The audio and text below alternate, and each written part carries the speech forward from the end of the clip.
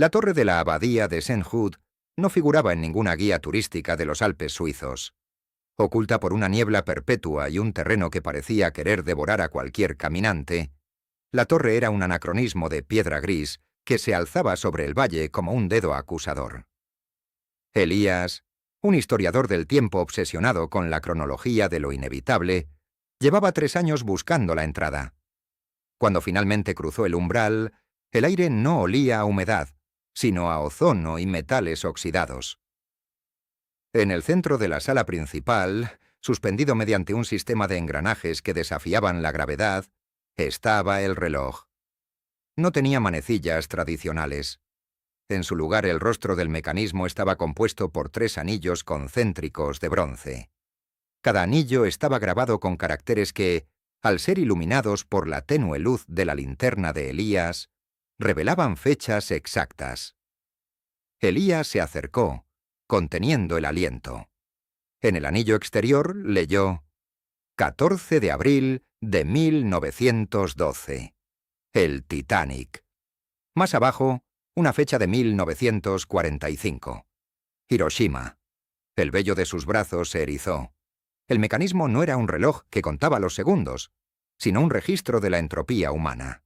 Una cuenta regresiva que no medía el tiempo, sino la tragedia.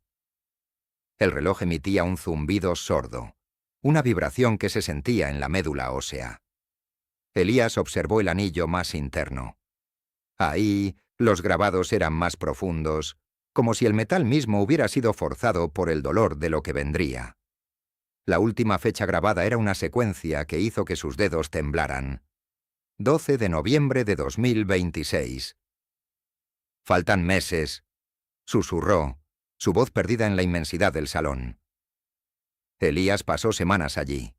Comía raciones frías mientras observaba el mecanismo. Se dio cuenta de algo aterrador.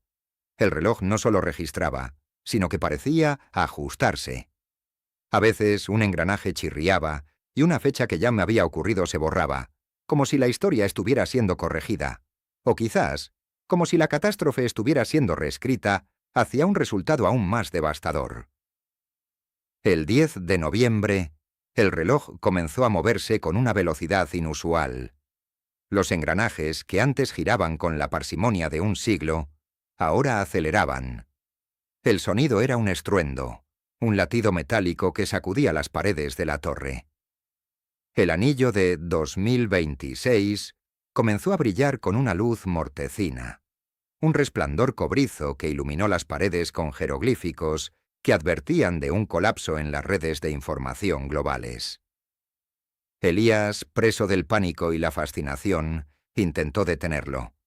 Se lanzó sobre la estructura, tratando de bloquear los engranajes con una barra de hierro. Al tocar el bronce, una descarga de recuerdos ajenos lo golpeó. Vio ciudades apagándose. Vio cielos surcados por sombras que no eran pájaros. Vio el silencio absoluto de una era digital que se extinguía en un parpadeo. Comprendió entonces la naturaleza de la máquina. No era un profeta, era un ancla. La torre estaba instalada en un punto de convergencia donde las líneas del tiempo se entrelazaban, y aquel reloj era el mecanismo que aseguraba que los eventos catastróficos ocurrieran para mantener una armonía macabra en la realidad. Si el reloj se detenía, el tiempo mismo podría desmoronarse, o, peor aún, el futuro se volvería un caos indescifrable. El 12 de noviembre de 2026, a las 4:06 de la tarde, el reloj se detuvo. El silencio que siguió fue absoluto, más aterrador que cualquier estruendo. El anillo de 2026 no se borró. En su lugar comenzaron a aparecer nuevos surcos en el metal, tallándose por sí solos, uno tras otro, en una velocidad frenética. Elías retrocedió, su mente fragmentada por la revelación. Las fechas no se estaban terminando. Estaban empezando. Afuera, el valle se sumió en una oscuridad repentina, a pesar de que el sol debía estar alto. Elías miró por la pequeña ventana de la torre. No vio una nube, sino una fractura en el cielo, una grieta negra que se expandía, revelando el vacío entre los segundos.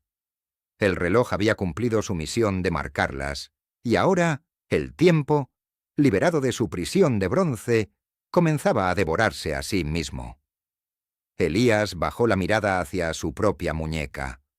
Su reloj de pulsera, un modelo analógico suizo que lo acompañaba hace décadas, empezó a girar al revés. Comprendió que él no era un observador, era el último engranaje que el mecanismo necesitaba para resetear el mundo.